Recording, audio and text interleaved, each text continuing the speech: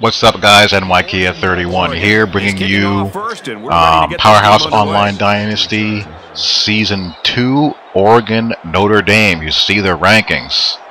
You see the stakes. The Anthony Thomas comes into this game as the Heisman frontrunner. I'm trying to secure my second conference title in a row and get to my second BCS championship game in a row. At the 31.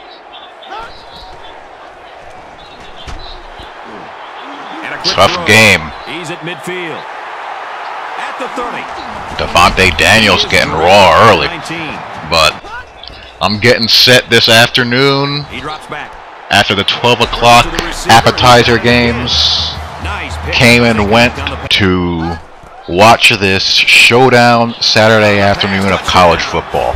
And weekends like this is why I love college football, and I love the regular season of the college football season better than the NFL's. The college football regular season destroys the NFL regular season, but the NFL playoffs is better in a million ways than the college football postseason, because you have to go through a month of pointless bowl games before you get to the bowl games that actually matter. But just finished watching Mississippi State, Kentucky, and wow, Penn State won. Good for Penn State. We were Penn State. Gets the W over Northwestern. But you've got some big-time showdowns. I'm getting ready to watch number 4 LSU, number 10 Florida. You have West Virginia getting their first legitimate test against Texas.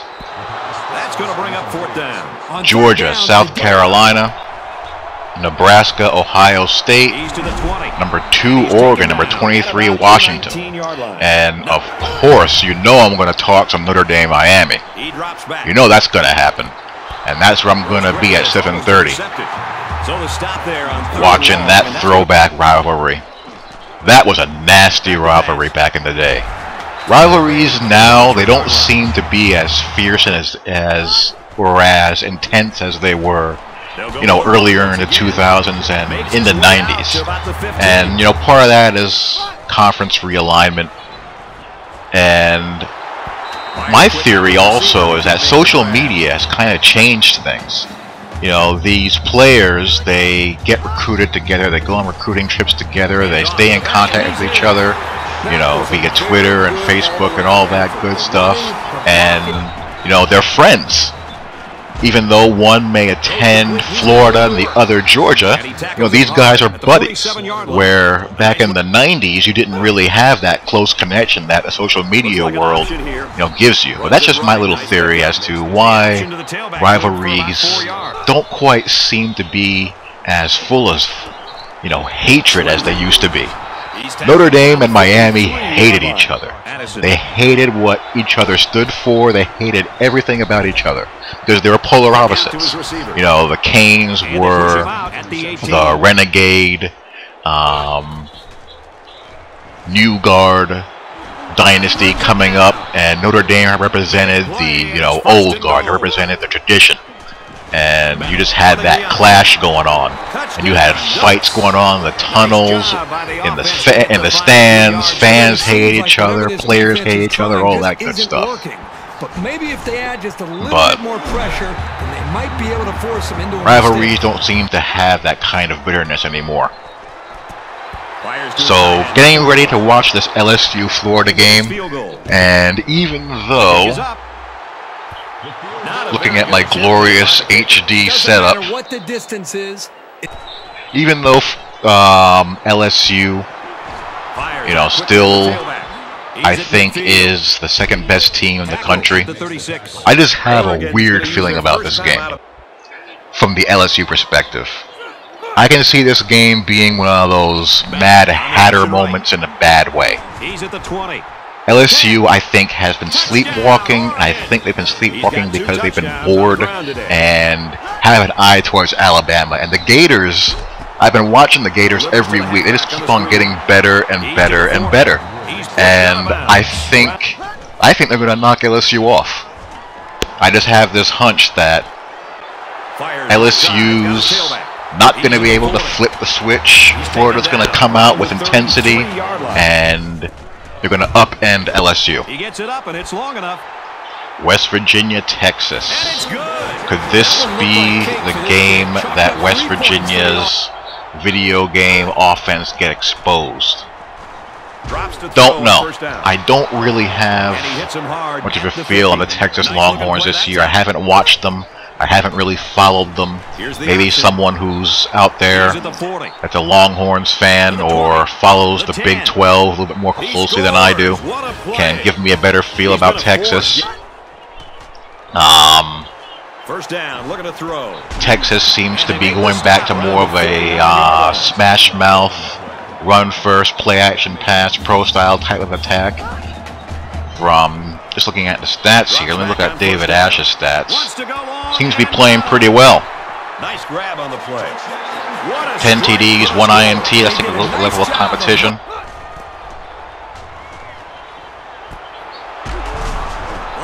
Texas has kind of been flying underneath the radar. Now, they have gaudy stats of their own, putting up 47.3 points per game.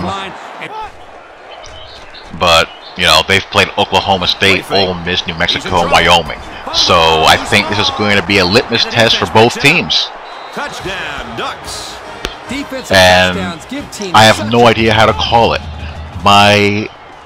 My hunch is West Virginia isn't this good. That's just my gut feeling. So I'm going to go with Texas in that one.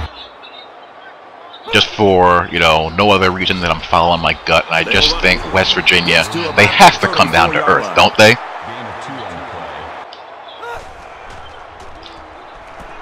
And the game is... Good tackle. He was the last line of defense. It's at Austin, so I figure that West Virginia is going to come down to earth. They're going to get exposed a little bit, and I'm going to go with Texas to get it done in that one. I think Oregon rolls. I think Washington is better than people think, but I think Oregon is just too much. Georgia, South Carolina. Looks to his receiver, first down. Is Georgia going to make me a believer? And he's taken down around the 40. I'm always suspicious and skeptical of Georgia. There's a couple of programs that I'm always skeptical of. Georgia, Clemson, Virginia Tech, Okie State, Fires it quickly. Oklahoma. And he's looking for more. And they make the stop at the 8. You know, those teams have a history of having letdown moments in big spots. Quick throw, almost intercepted. But I think I got to go with Georgia in that one. Aaron Murray has been playing really well. And the games I've seen Georgia play, I've been impressed by him a lot. I've been impressed by their defense a lot. Down he goes at the 24. I love the old ball coach. I love Spurrier. I love Lattimore. He's tackled around the 45. South Carolina's defensive ends are the real deal, but I think Georgia's rushing tandem is going to keep South Carolina from getting into too many pin the ears back and go after the quarterback moments, or at least limit them to enough to keep them honest. They're going to be balanced enough, and I think Aaron Murray is as good as it gets. He's finally made me a believer. I've been, you know, skeptical of him for a while, but I finally got to give it to the guy. So I'm going to go with Georgia in that one. They had a long way to go. Nebraska OSU. I'm a Taylor Martinez fan, but I just think Braxton Miller is better. And I think Urban Meyer has the coaching advantage, and I think that's going to be enough to get it done. I'm going to go with Ohio State there. And Notre Dame, Miami. Spectacular play, and now it's first and goal. He's changing things. Will Notre Dame get knocked off? Will Miami show something? I think Miami will show something, but I think Notre Dame will win. I'm going to go homer mode in that. I just think Notre Dame's front seven is good enough to handle a pro-style offense. Miami needed miracles to beat North Carolina State and also to beat Georgia Tech. And I don't think Notre Dame is going to get exposed until they face a team that can really throw the football. So I'm going to go with my Fighting Irish to stay unbeaten. At today's Player of the Game. So that is that for this video. The game is about to kick off.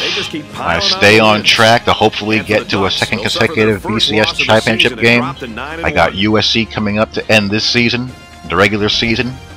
And we'll see how it all plays out. Enjoy the games, folks. Take care. Peace.